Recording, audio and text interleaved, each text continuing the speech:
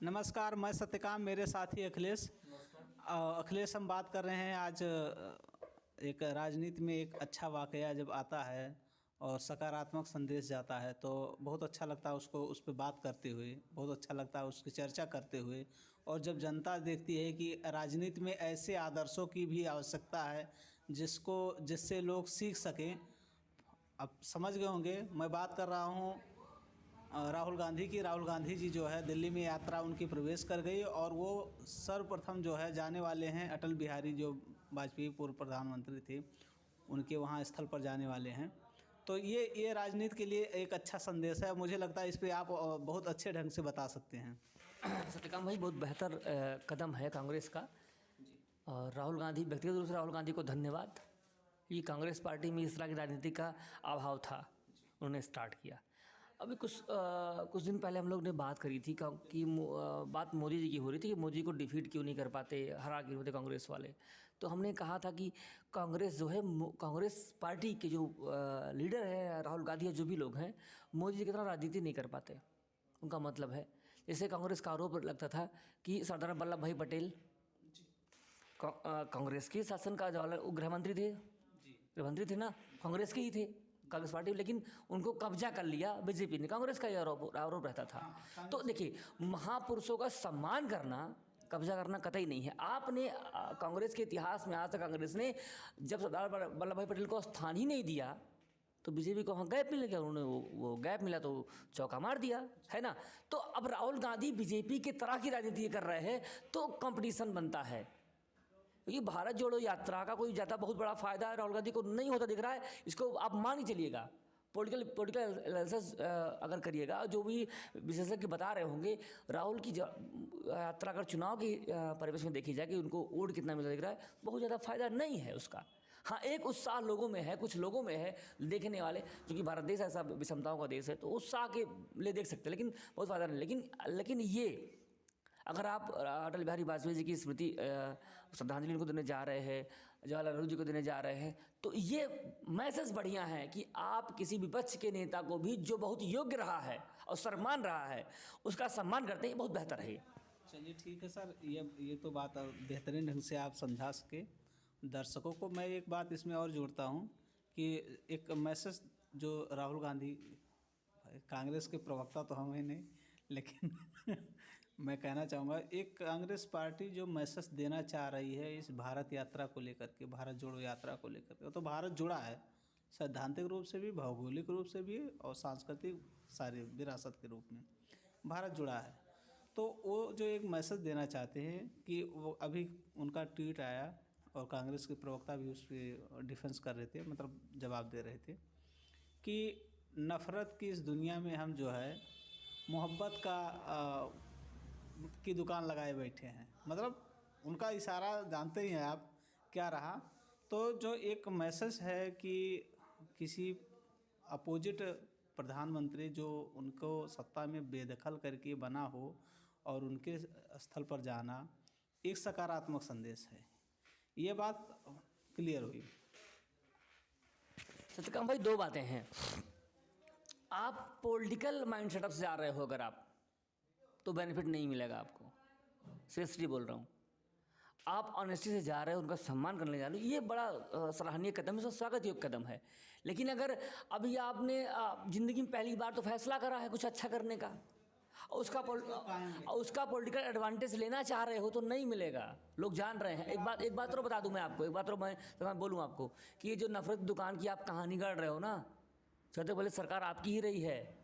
कितना प्यार बांटा आपने, बहुत प्यार बांटा ही होता ना, मैं थोड़ा क्लियर बोलूँगा, बहुत प्यार बांटा ही होता तो बीजेपी नफरत नहीं बांट पा रही होती आपके हिसाब से। अगर नफरत बांट रही है तो भाई, नफरत अगर बांट रही बीजेपी तो जनता जो बहुसंख्यक लोग हैं बीजेपी का समर्थन कतई ना करते। भाई हमको क्या चाहिए, प्यारी चाहिए ना, नफरत कौन चाहता है। दूसरे पास तो ये कहानी ना गढ़ो आप, पॉलिटिशियन कहानी ना गढ़ो आप। हाँ, आप किसी महापुरुष का, अटल बिहारी वाजपेयी जी सम्मान नेता रहे हैं, उनके कद का कोई नेता भारत में मुश्किल से ढूंढना पड़ेगा, भले कांग्रेस के बाद तुलना कर लीजिएगा आप, तो नहीं मिलेगा या मुश्किल होगा मिलना। शास्त्री जी की बात कर लेते हैं हम, वल्लभ भाई पटेल की बात कर लेते हैं हम, नेहरू जी से तुलना अटल बिहारी वाजपेयी जी की नहीं हो सकती है।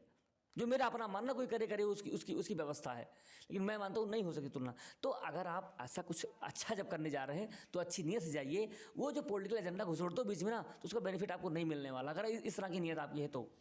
चलिए ठीक है, बात शुरुआत बहुत अच्छी रही, सकारात्मक रही। मेरा मानना ये है सर कि आपकी बात में वजन है। अगर ये जो एक सिलसिला है कि आप पूर्व प्रधानमंत्री के वहाँ पर जा रहे हो और आप इस सिलसिले का कायम रखें, ये आपके जो वैचारिक मतभेद रहे हों उस दैट टाइम, उसको दरकिनार करते हुए, भाई वैचारिक लोकतंत्र में मतभेद होना कोई बड़ी बात नहीं है।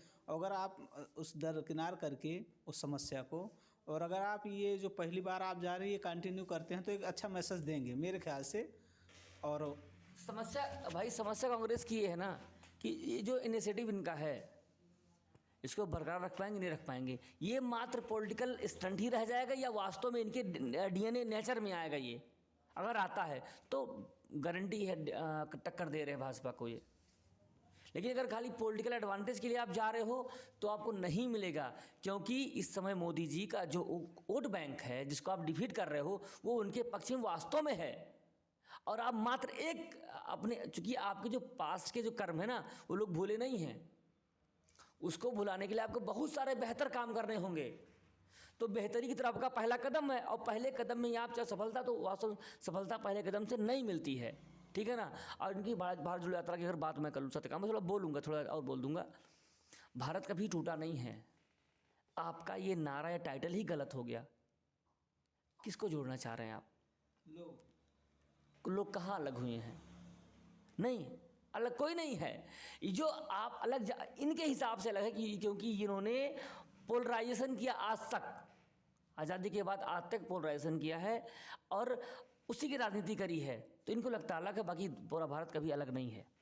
चलिए इस टॉपिक से आगे बढ़ते हुए हम बात करेंगे फ्री रेवड़ी संस्कृति की ओर, जो अभी प्रधानमंत्री ने 81 करोड़ लोगों को बांटा है, चिपकाया, क्या बोले उसको, जो भी बोलिए। चलिए ठीक है, बांट दिया है, चिपकाया कहेंगे तो व्यूअर्स भड़क जाते हैं। उस व्यूअर्स के ध्यान रखते हुए मैं बोलना चाहूँगा, जो 81 करोड़ लोगों को कोरोना काल में 1 साल का जो वैलिडिटी बढ़ाया गया है कि वो राशन फ्री में दिया जाएगा, तो मुझे लगता है कि ये सराहनीय कदम ज़रूर है। माननीय योगी जी ने और विपक्ष के भी नेताओं ने इसका स्वागत किया है, फैसला अच्छा है। लेकिन जो ये 81 करोड़, पहले 60 करोड़ थे, फिर 70 हुए, 80 हुए, फिर 81 करोड़ हो गए, तो ये जो फ्री वाली संस्कृति, ये बोझ किसके ऊपर गिरना है, इस पर आप बोलें। भाई दो बातें हैं, एक तो भाजपा को जानते हैं अवसर मिल गया, चाइना में कोविड बहुत ज़्यादा बढ़ रहा है, WHO का बयान भी आ गया, तो शायद ये बंद करते हैं, इसको बढ़ रहा है। दोनों बातें हैं, विरोधाभासी बातें हैं। एक तो आप, अब मैं भाजपा की बात कर लूँ, एक तो आप बताते हो कि हमने रोज़गार ये इतना बढ़िया व्यवस्था कर दी कि कोई गरीब ही नहीं रहा है, इतनी सारी व्यवस्थाएं कर दी हैं, और 81 करोड़ को आप अगर राशन दे रहे हो फ्री में, तो गरीबी तो है ना वो, तो खुद आप उसको सर्टिफाई कर रहे हो, जस्टिफाई भी कर रहे हो, सर्टिफाई कर रहे हो, है ना। तो ये गलत हो जाता है। अब विपक्ष के लिए जानते हैं ससुंदर निकलने ऐसा है, विरोध किया नहीं जा कि सकता, विरोध कर नहीं सकते हो कि आप जनता पा रही है, आपका नुकसान हो जाएगा, और ये विरोध करने, समर्थन भी करना मजबूरी है और विरोध कर नहीं सकते। तो ये मेरे हिसाब से केवल पॉलिटिकल जो स्टेप होता है ना, वही है यार। अब कोरोना को आता भाई, अगर कोरोना की तीसरी वेव आ गई, मतलब लॉकडाउन तो लगा नहीं पाएंगे, या लॉकडाउन लगाने का मतलब पूरी तरह इकोनॉमी कोलैप्स कर जाएगी। लॉकडाउन गवर्नमेंट लगा नहीं सकती, नहीं, बिल्कुल नहीं बचा, पूरा कुछ नहीं बचा पाएंगे। अभी भी उभरे नहीं हम उससे, संभल पाए हैं, उभरे नहीं, संभल पाए हैं, उभरे नहीं है, हिंदुस्तान संभला उभरा नहीं है। तो कहने का मतलब ये है, तो बस ये अब एक आपके पास, अब भाजपा के पास जनता क्या है, अब ऑप्शन बढ़िया मिल गया है। फ्री रोडी की बात तो यही शुरू करते हैं, और ऑप्शन इनको मिल गया कोविड का, महामारी का, तो इनकी उसमें बातें दब जाती हैं। लेकिन ये है मेरे भाई ना कि हाँ, दोनों तरफ से अगर बैलेंस करने की बात कर लिया जाए, तो जनता जो वास्तव में गरीब उसको मिलना चाहिए। लेकिन जो आप ये नंबर्स बताते हो ना, 81 करोड़, तो खुद साबित करते हो कि आपने विकास कितना कर लिया है। 81 करोड़ लोग आज भी उनके पास खाने, अगर गवर्नमेंट ना दे तो खाने की व्यवस्था नहीं है। तो इस पर आपको गवर्नमेंट को स्पष्टीकरण देना होता है। विपक्ष का ये सवाल अगर उठता है, उठाते भी हैं, तो गलत नहीं होता।